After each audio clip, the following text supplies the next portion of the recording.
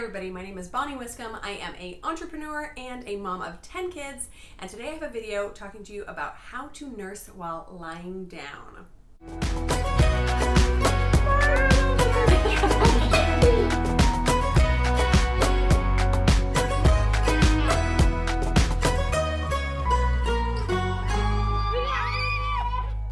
It probably took me 3 kids before I finally realized how to nurse lying down comfortably and safely, and it was a game changer. I cannot tell you how much it changed everything to learn how to just rest a little bit longer while nursing my baby. My baby is 1 now and does not participate very well on camera, so today instead we're using Julie. Let's call her Julie. It's gonna be my baby, okay? So I'm gonna show you a couple of tips and techniques for nursing on your side, in bed, or on the couch or on the floor, or wherever you wanna nurse. And then I will give you a couple of my favorite tips for making that precious shut-eye last a little bit longer when you've got a baby up all the time.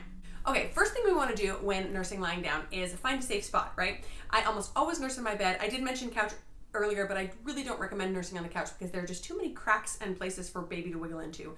My bed is the safest place for me. You might consider the same thing for yourself. The floor is always a good place too. If your baby's crawling around, you just need an easy place to lay down. But usually I'm in bed already, so I go pick up my baby and lay down to nurse her. Now the first thing I want to do is decide what side I want to nurse on. So if I'm going to nurse on my right breast, then I need to lay on my right side as well, okay? So I go ahead and lay on my right side. Now this is going to take you a couple of tries to get really comfortable with, and you might need a spouse or some sort of helper nearby to pass through the baby until you're really comfortable doing this. But I usually just lie my baby down firmly on the bed, lay on the side I want to nurse on, and then the first thing I do is prop my head up, okay? So I want to get in a really comfortable position, and in order to position baby correctly, I always want my head up. That's just how I do things. Obviously, as you get more comfortable, you can change things up as needed. Then I expose the breast I'm nursing on, so the one that I'm lying on, my right breast, and then I prop baby up on her side a little bit. When baby is little, this is a lot easier because you can just grab the back of baby's neck, your palm touches the back of the back, and then your hands grab the back of baby's head. So you're supporting both head and back, and you're able to pull baby to your breast. Now, if baby is young and needs a little help maneuvering, you can prop up even farther and grab your breast in a C hold in order to maneuver the latch just the way you want it. That's how I do little babies, newborn babies. So I grab the back of their neck, not really their neck, I'm grabbing the head with my palm on their back, pulling baby towards me, and then grasping my breast so that they can get the appropriate latch. Once they're latched correctly, then I can relax a little bit. So then what I like to do is grab my pillow, kind of stuff it under here, just relax this elbow a little bit. I can prop up on my hand again, or just stick my pillow under there and fall back to sleep. It is magical. You want to switch sides, just detach baby from this side, lay them down again.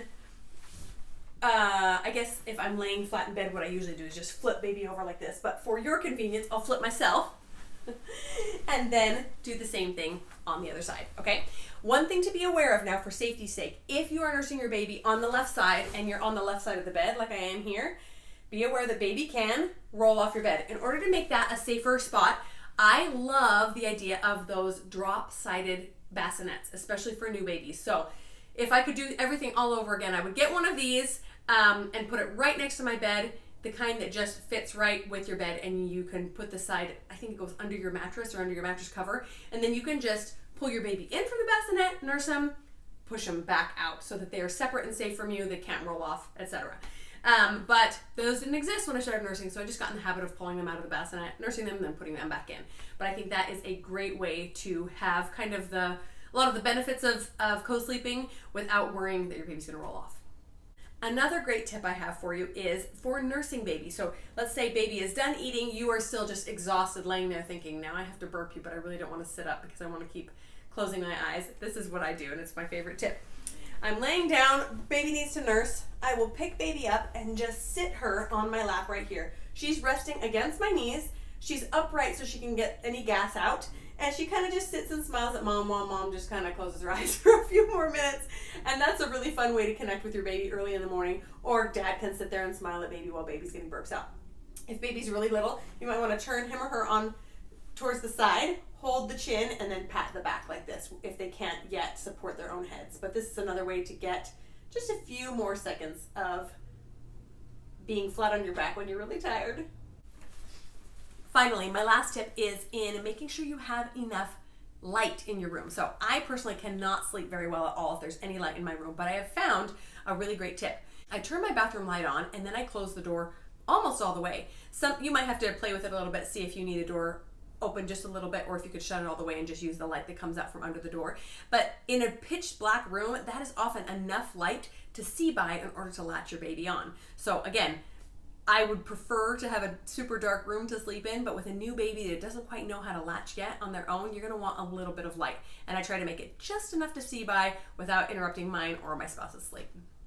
Finally, if you have a cooperative partner who really wants to help out, but you're breastfeeding your baby, a couple of things he can do are, number one, get baby out of the bassinet or the crib or wherever baby's sleeping and bring him or her to you. That's a boon.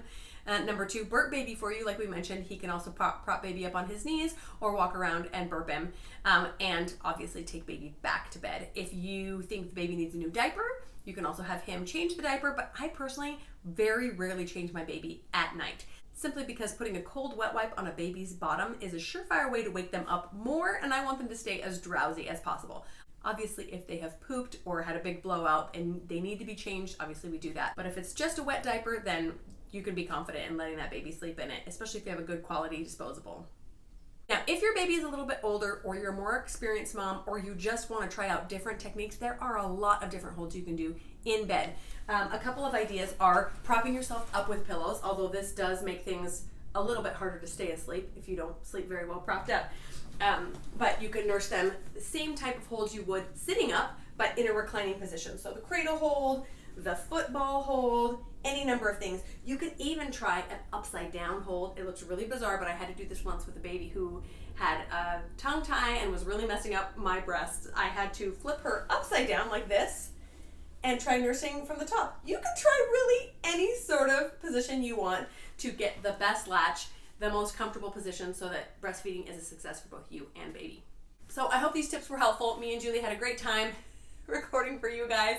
Be sure to subscribe and check out a few of my other motherhood videos. I love talking about babies, breastfeeding, birth, all the things. Leave comments or questions below and I'll try to answer them. Take care.